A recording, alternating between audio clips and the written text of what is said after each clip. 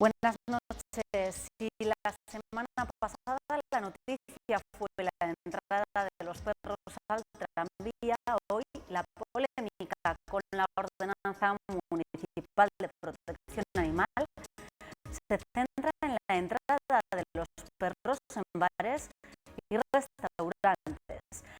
Debe permitirse a los perros acceder a los establecimientos donde se sirve comida. Lo analizaremos esta noche con nuestros invitados. Y hablaremos además del fantasma del trasvase del Ebro. La presidenta Rudy aseguró ayer que no existía ningún peligro. Para hablar de estas cuestiones nos acompaña en esta noche, en esta mesa de redacción, Julio Calvo, concejal del Partido Popular. Buenas noches. Hola, buenas noches. ¿Qué tal? Pascual Moreno, médico. Pascual, buenas noches. Buenas noches, María. Iñaki Albo, del PAR, buenas noches. Hola. Bienvenido, Iñaki. Vamos a comenzar hablando de esa ordenanza de protección animal, ordenanza municipal.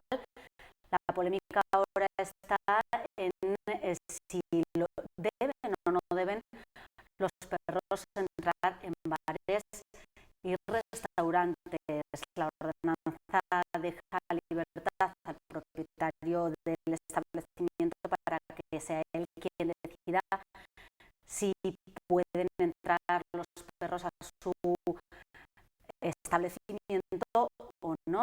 Sin embargo, existe un problema, y es que hay una normativa a nivel autonómico que prohíbe la entrada de animales en lugares donde se sirve comida, con lo cual no sabemos si se puede realmente o no se puede legalmente que los animales accedan a estos establecimientos. ¿Cómo está, Julio, la normativa? Es un poco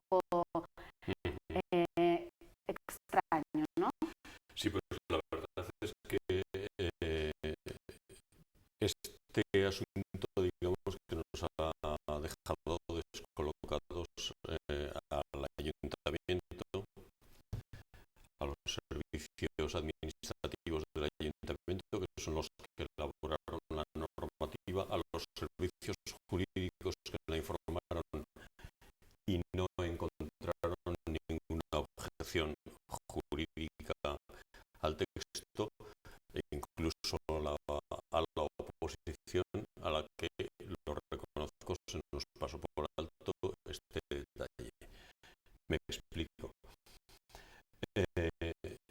En la normativa estatal sí que está permitida la entrada de animales en los establecimientos, excepto en aquellos destinados o dedicados a la manipulación y elaboración, pero no al consumo, no al consumo. De hecho, conociendo la normativa estatal, yo conocía la normativa estatal, desconocía esta normativa autonómica y ese parrafito concreto donde excluye también a los establecimientos donde se consumen alimentos. Fuimos a mirar la normativa, las ordenanzas del resto de ciudades españolas, y comprobamos que en la gran mayoría de ellas, por no decir en la totalidad del resto de grandes ciudades españolas, sí que está permitida la entrada de animales en restaurantes y cafeterías. Bien, visto esto, pues se acabaron, digamos, nuestras objeciones. Ya digo que cuando ha saltado la noticia sí que nos ha dejado descolocados, y hemos comprobado que efectivamente quedó descolocados los servicios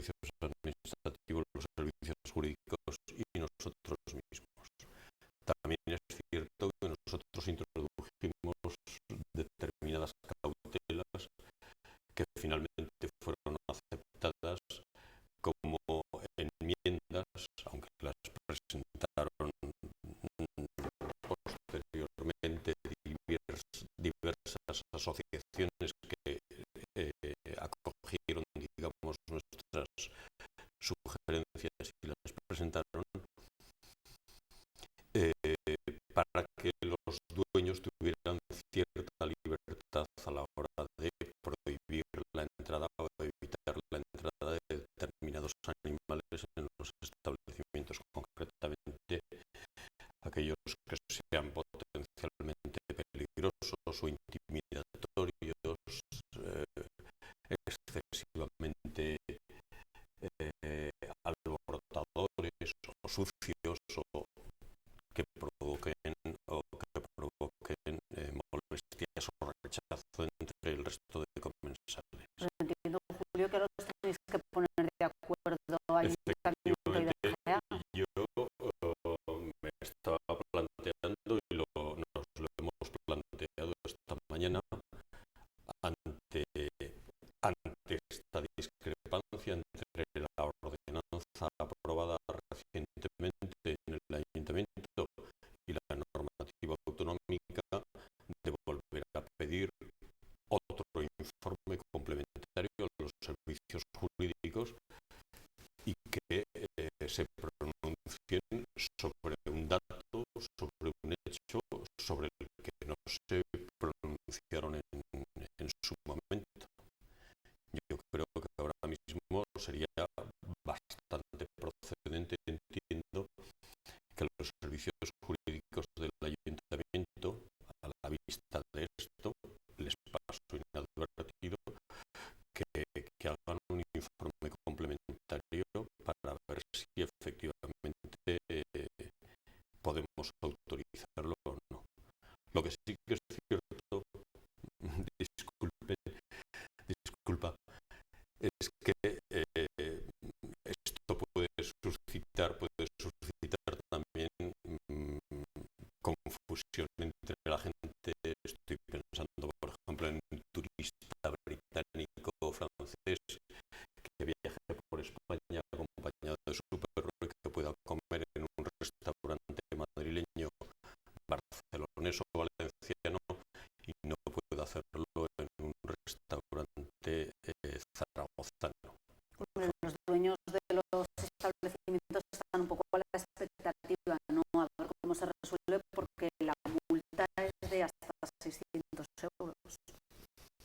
Bueno, imagino que lo que harán será efectivamente pues no tomar decisiones ya a la espera de ver qué pasa, ¿no? Me parece buena idea la de pedir un informe complementario a los servicios jurídicos del Ayuntamiento, pero lo que me parecería muy buena idea es tratar de solventar la discrepancia, en todo caso, entre la legislación de carácter autonómico y la municipal, ¿no? Y buscar efectivamente pues, aquel ámbito de convivencia ciudadana más favorable, ¿no? Porque yo creo que en el fondo todo esto, como lo de el acceso a los transportes públicos, o como la posibilidad de que puedan utilizar los parques de otra manera, ¿no? Pues tiene que ver básicamente con eso, por una cuestión de tolerancia, pero también de educación, ¿no? De convivencia y de comportamiento cívico, que desgraciadamente es algo que en general, o que muchas veces echamos de menos, ¿no? Cuando vemos no el comportamiento de los animales cuando van por la calle, sino el comportamiento de sus dueños respecto a esos animales, ¿no?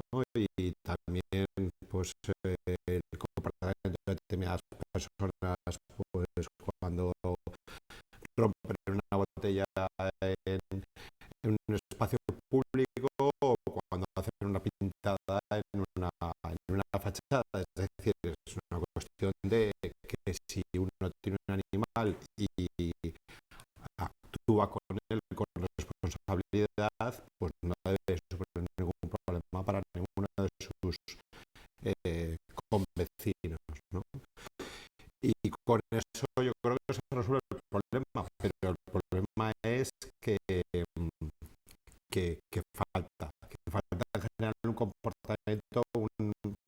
un espíritu de ver lo público como algo de todos y por tanto casi es más importante que lo tuyo, ¿no?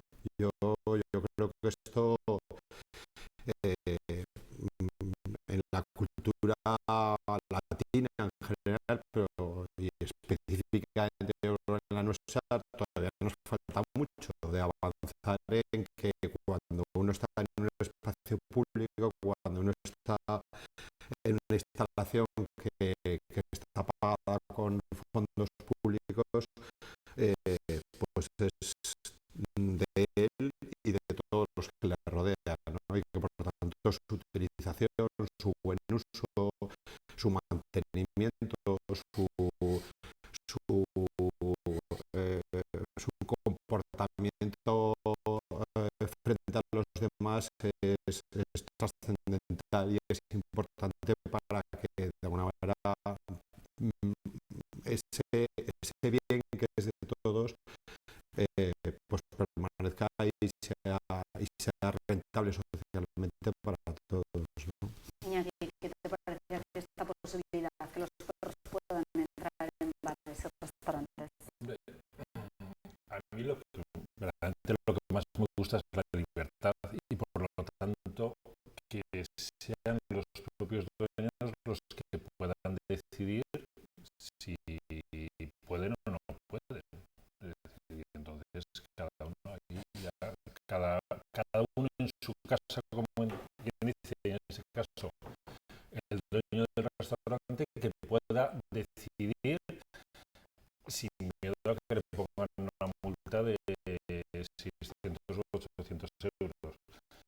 Una vez dicho esto, la norma autonómica es la que prima. Por lo tanto, que nadie se ponga, es decir, ahora mismo la norma autonómica es de rango superior a la norma local. Por lo tanto, lo que prima en este momento, salvo que se pongan de acuerdo entre ayuntamiento y DGA, es la norma autonómica. Por lo tanto, la norma municipal no está en vigor.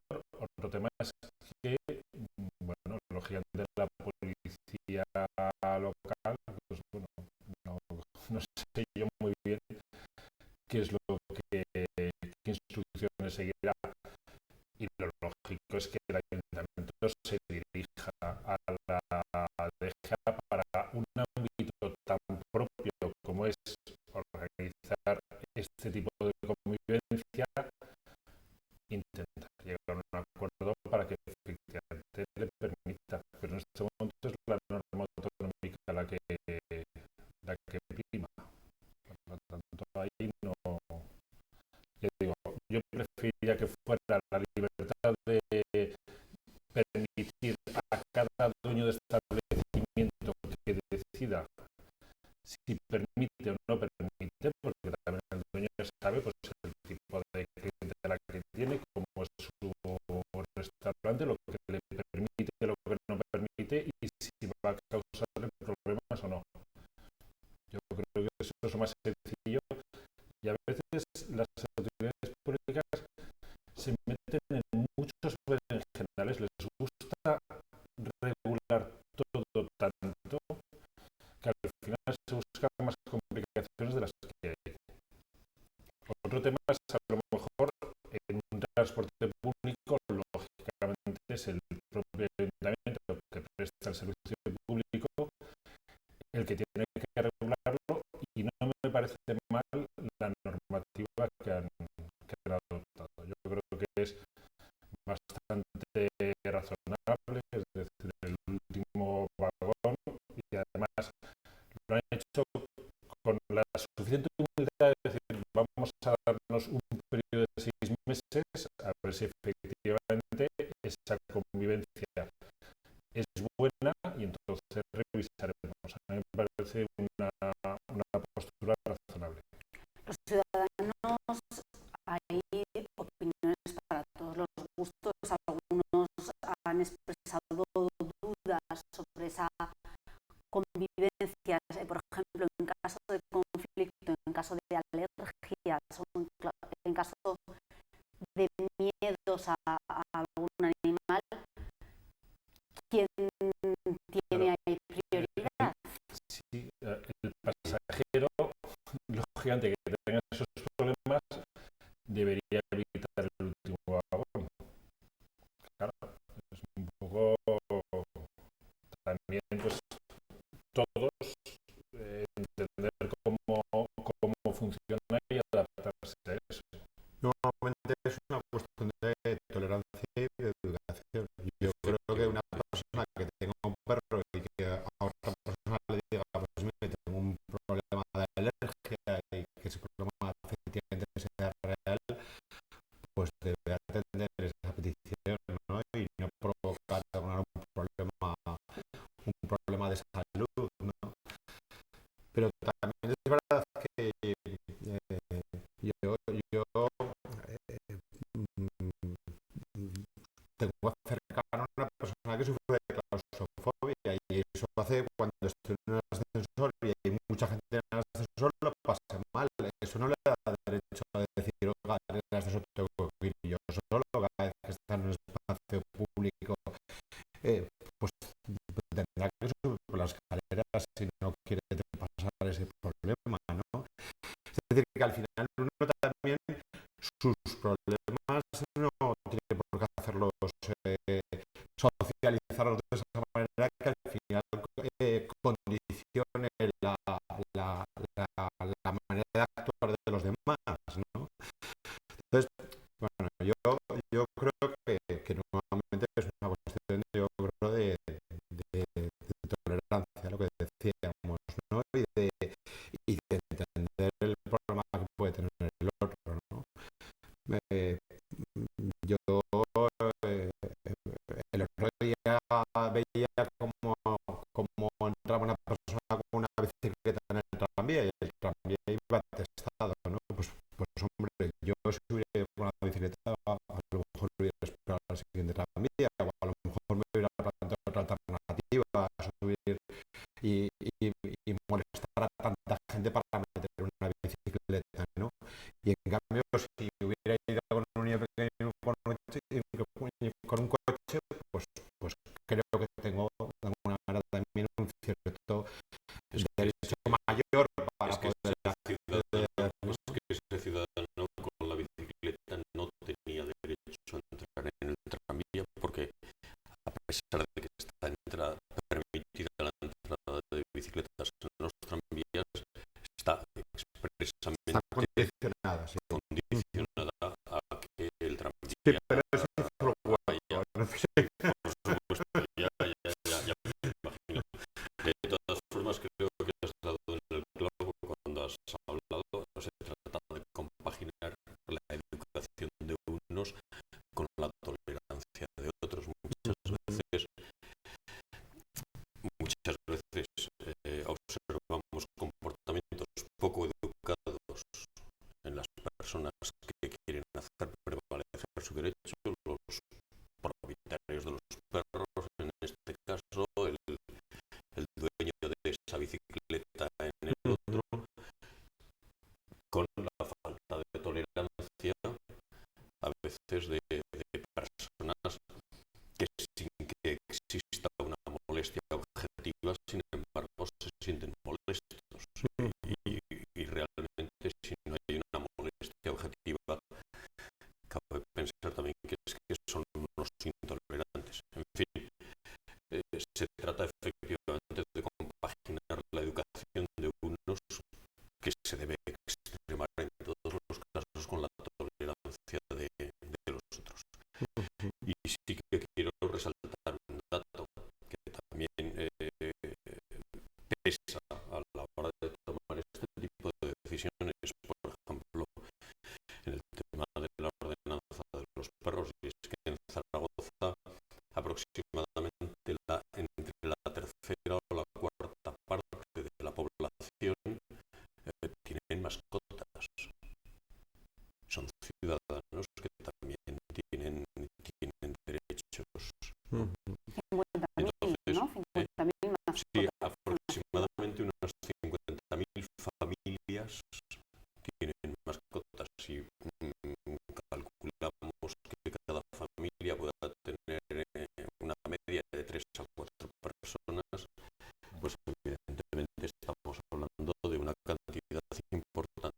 ciudadanos que conviven habitualmente con los animales. No se trata, obviamente, de que prevalezcan sus derechos sobre los del resto de ciudadanos, pero también de reconocerles ciertos derechos. Y evidentemente, bueno, pues en el tema de los tranvías, autobuses, transporte público, también comprobamos a ver cómo estaba regulado en el resto de ciudades españolas y sí que existe esa posibilidad de que los perros accedan al transporte público. También la hay en el resto de Europa. O sea, son... Claro, Sí, además de hecho, aquí ha habido un cierto endurecimiento, porque yo recuerdo cuando era niño que era posible encontrarte con animales dentro de los establecimientos públicos, de los bares y de las cafeterías, y luego pues se endureció la norma y se prohibió, y tampoco sabemos muy bien por qué, porque a ver, yo soy médico y tampoco hay un componente, es decir, donde se está elaborando alimentos efectivamente puede haber un riesgo, pero donde se están consumiendo no tiene por qué haberlos, ¿no? Y efectivamente, salvo que el perro tenga algún problema serio, que entonces la responsabilidad efectivamente es del propietario, ¿no? Entonces, yo creo que también aquí entramos, como bien decía ella, que un poco a regular a veces lo que no hace falta, ¿no? Desde lo público. Bueno, de todas formas hay un periodo de adaptación, ¿no? Para ver cómo se va desarrollando esta norma. Así que esperaremos a una de mis últimas intervenciones en el pleno del ayuntamiento, precisamente cuando se aprobó la ordenanza, es que yo pedí expresamente al concejal del área, a Jerónimo Blasco, que fuera prudente, que fuera flexible en la aplicación de la norma y que, por supuesto, durante un periodo transitorio se valorará si efectivamente alguno de los puntos de la ordenanza estaba generando más inconvenientes que ventajas. Para valorarlo, y por supuesto, puesto que no estamos hablando de una infraestructura que una vez construida o empezada a construir es inamovible, sino de una ordenanza o de una norma que se puede modificar, pues que evidentemente si se comprobaba que suscitaban problemas ciudadanos de convivencia, etcétera, pues que se pudiera modificar. Bueno, tendremos que esperar entonces para ver cómo se va desarrollando. Vamos a cambiar de tema y hablamos ahora del fantasma del trasvase del Ebro que vuelve a nuestra comunidad. La presidenta Rudy dijo ayer que no había ningún peligro de trasvase en respuesta a esas declaraciones de Dolores de Cospedal, que no entendía, calificaba de barbaridad que el que no se aprovechase el agua sobrante de los ríos, en especial del Ebro. Bueno, ¿qué os parece la intervención de la presidenta de ayer? Debía de posicionarse claramente sobre este tema en Aragón. Sí, es evidente, es una barbaridad que no se aproveche esa agua. Porque claro, el problema ahora evidentemente no se va a hacer trasvase porque no hay un euro. Es decir, estamos recortando de todas partes, ahora no hay un riesgo cercano de trasvase. Pero el problema es que mientras aquí no se aprovecha el agua, ese riesgo seguirá existiendo. Es evidente. Pero claro, el problema es que llevamos muchos años de retraso desde el Pacto del Agua, si no recuerdo mal, era del 85, creo que es cuando por ahí es cuando se empezó a negociar. Hace ya más de 10 años, Loyola de Palacio dijo que el Pacto del Agua, las obras del Pacto del Agua estaban cubiertas, estaban hechas en un 75%. No es verdad. No es verdad. Seguimos sin hacer yesas, seguimos sin hacer muchas cosas. Mientras no se hagan las obras del Pacto del Agua y se aproveche aquí el agua, pues efectivamente hay un riesgo serio de que otras comunidades digan que quieren ese agua, lógicamente. Pero es decir, ahora mismo, sinceramente, me parece una tormenta en un vaso de agua. Ahora no hay riesgo de trasvase porque no hay, o sea, porque no hay dinero. Pero el problema es si dentro de 5 años sigue esta situación, Dios mediante la situación económica mejora, que esperemos que sí, que mejore, y aquí seguimos sin aprovechar el agua, lógicamente va a haber muchas comunidades que van a decir, oye, ese agua que se va al mar, yo lo quiero. Pascual, no hay riesgo porque no hay dinero, como dice Iñaki. Hombre, yo creo que hay un problema y es que un poco por la falta de un discurso adecuado y un poco porque nadie quería escuchar ese discurso, los aragoneses hemos sido bastante incapaces de explicar al resto de los españoles el motivo por el que esta comunidad autónoma se oponía al trasvase, ¿no? Y se ha vendido un poco la imagen esta del baturro agarrado al botijo como, solidarios, ¿no? como simplemente que como es mía no la quiero dársela a nadie, ¿no? Y yo creo que es muy justa, ¿no? Además creo que particularmente esta comunidad autónoma es muy solidaria, ¿no? Lo que pasa es que efectivamente por una parte hay una necesidad de que históricamente la humanidad se ha movido en busca de los recursos, no se han movido los recursos en busca de las personas, ¿no? Entonces, esta comunidad autónoma merece apostar por un desarrollo sostenible basado en los recursos que tiene y los que puede utilizar, ¿no? Y uno de ellos es el agua. Y lo puede emplear desde muchas perspectivas y con muchos criterios, ¿no? Pero además luego está todo el factor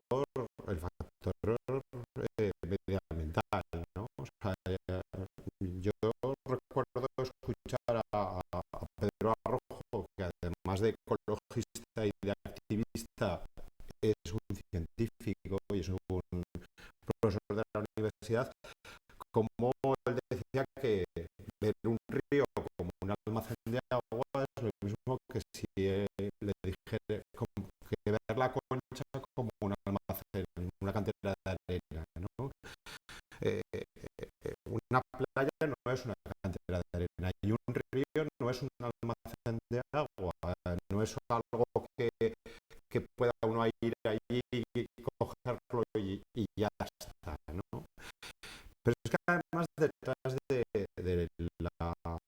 la propuesta del trasvase, que efectivamente la carencia de financiación, tanto la que podía podía provenir de Europa como la que podía provenir de fondos públicos está muy, muy puesta en cuestión en estos momentos, había cuestiones muy poco transparentes, ¿no? Es decir, que al final, si uno hacía los cálculos reales, descubría como el coste del agua trasladada a Castellón o a Murcia, y ya no te digo a Almería, era inasumible por parte de los agricultores para poder seguir manteniendo una agricultura competitiva, ¿no? Entonces, al final, esto puede acabar pasando como las minas en nuestra comunidad autónoma, que acaban cerrando por falta de rentabilidad, ¿no? Entonces, uno tiene que invertir donde es rentable, ¿no?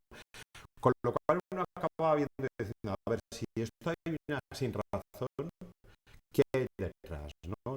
Y detrás, a veces, lo que hay son intereses espurios y lo que hay es corrupción, ¿no? Entonces, detrás de todas las bases, pues también hay compañías eléctricas que quieren aprovecharse de la construcción de esos pantanos de regulación. También hay constructoras que saben que detrás de una obra como esa hay muchísimo dinero y mucho hormigón, y también hay unos intereses que tienen que ver con el turismo, y todos sabemos lo que ha pasado en la costa de este país no con el desarrollo, sino con el desarrollismo basado en un urbanismo inexistente, ¿no? Sí, efectivamente. Yo creo que ahora mismo no hay el peligro, no hay peligro de que se produzca el trasvase por la razón que apuntaba Iñaki. Ahora mismo no hay un euro, y por la razón que señala Pascual, porque no es rentable, porque no es rentable ahora mismo una obra de esta envergadura para regar, para destinarla a la agricultura. Ahora mismo eso sería inasumible, vamos, desde el punto de vista económico. Yo no creo que fuera rentable bajo ningún concepto. En este tema del trasvase hay una cifra mágica, que son 6.550 hectómetros cúbicos, que es la reserva hidráulica que se acordó en el Pacto del Agua. A eso habría que sumarle que todavía está sin decidir o sin cuantificar el caudal ecológico del río, que normalmente se decide o se calcula en la desembocadura, en el delta en este caso. Todavía están discutiendo de cuál puede ser. Bien, en cualquier caso, las obras de regulación necesarias de regulación y aprovechamiento de esos 6.550 hectómetros cúbicos en Aragón, desde luego están muy lejos de haberse realizado. Y yo pienso que los aragoneses tenemos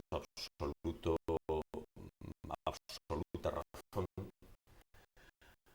para exigir primero que se nos garantice absolutamente, y no por escrito, sino con las obras realizadas o en curso de realización, que se nos garantice en esos 6.550 hectómetros cúbicos. Obras son amores y no buenas razones. Es decir, y una vez garantizados esos 6.550 hectómetros cúbicos, aún deberíamos considerar muchas cautelas respecto al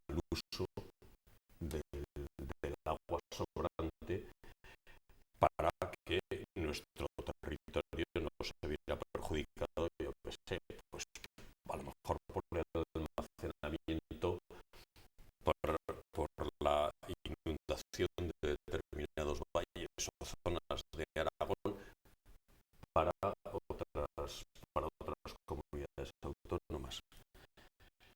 O sea, yo pienso esa reserva además está en el estatuto. ¿No es ese estatuto garantía suficiente para que no haya peligro nunca de Desde mi punto de vista, no. Es decir, si no aprovechas antes el agua, siempre vas a tener la espada de Damocles.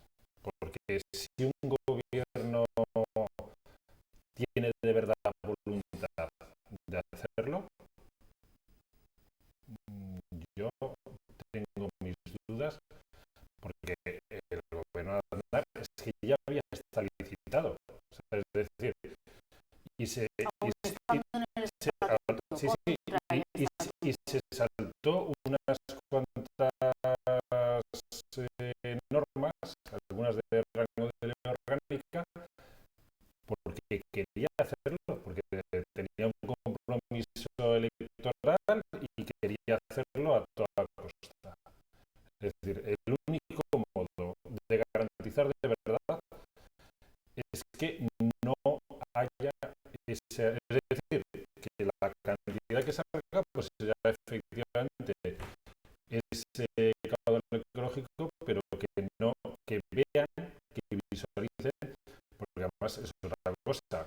En el estudio hicieron trampas, es decir, sacaron una media de los últimos 40 años diciendo que había 18.000 hectómetros cúbicos, con lo cual sacaron una media de cuando no había regadíos y cuando sí que los había.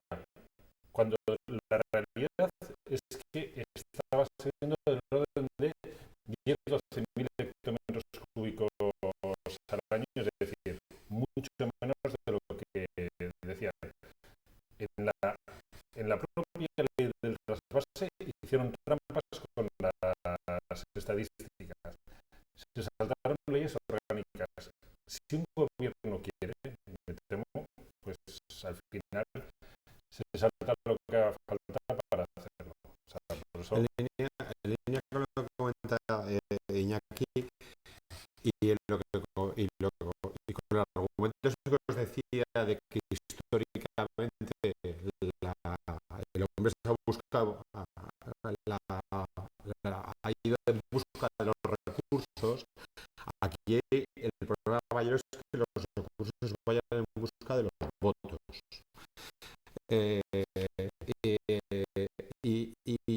Y por tanto, efectivamente, que al final haya un gobierno que se sienta con la mayoría, con el respaldo suficiente como para poder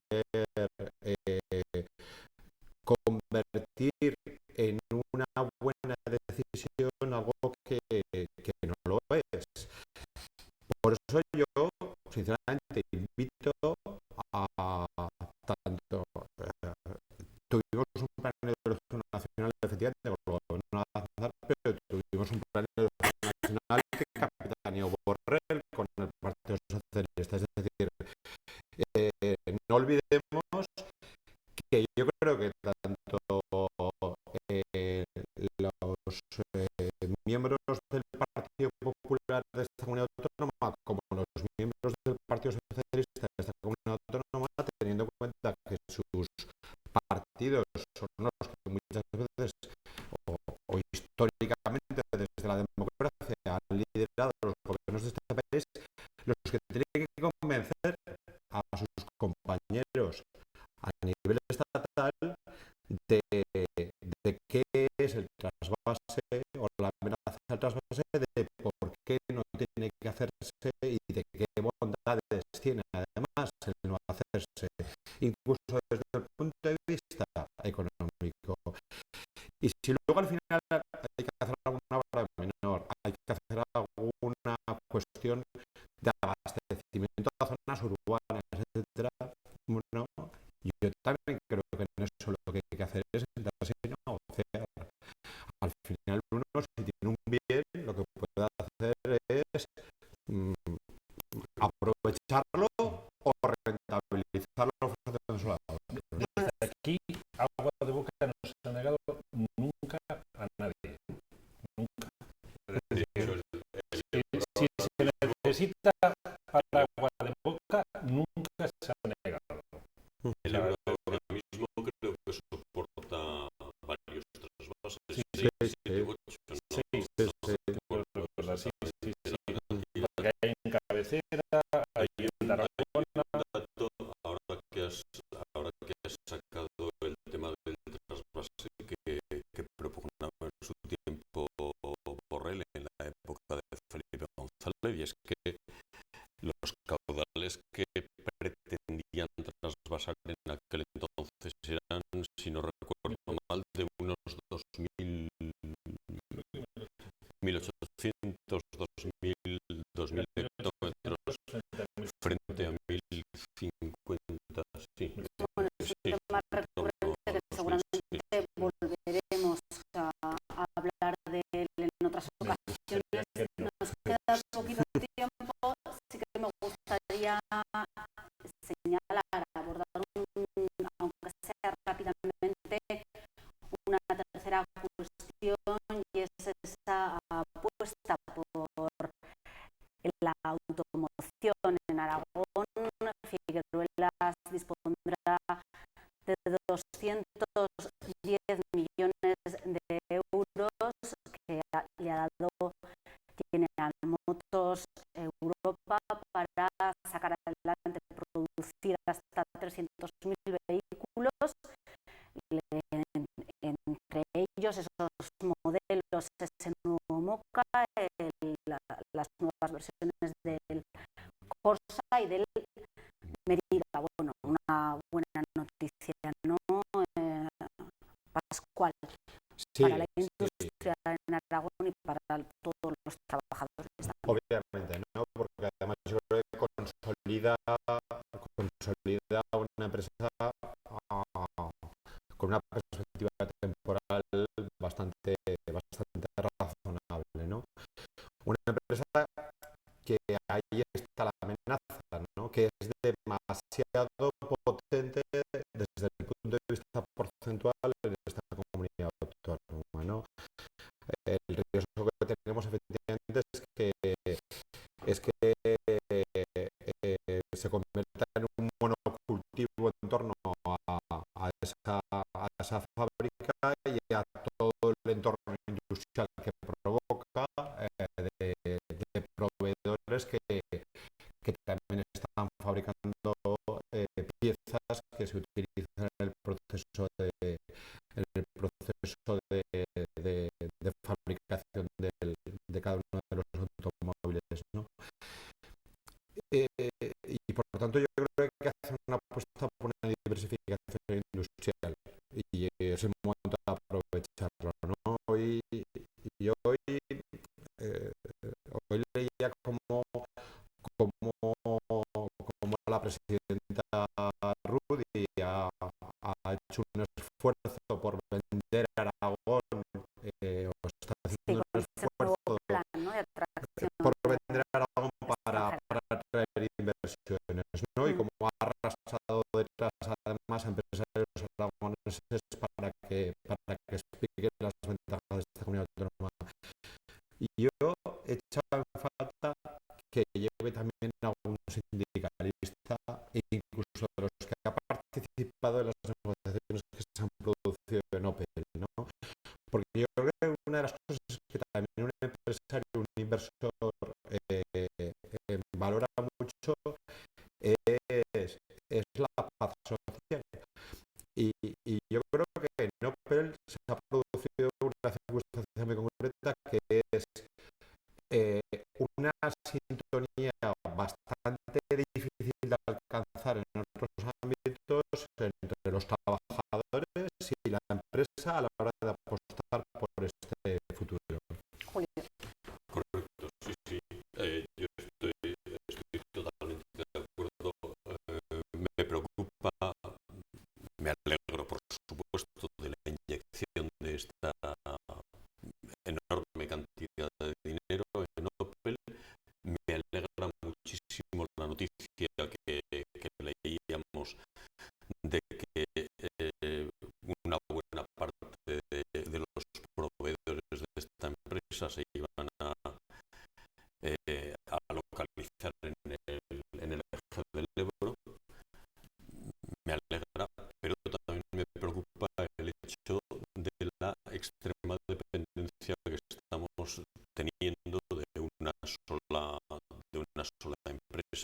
una sola industria en este caso. Y sí que me interesa también resaltar, porque yo creo que es de justicia hacerlo, el comportamiento responsable que han tenido los trabajadores de esta empresa y el grado de acuerdo que han sido capaces de alcanzar siempre con la empresa. La paz social yo creo que ha sido determinante en este caso para las inversiones. La noticia es buenísima y además demuestra que el futuro no está escrito.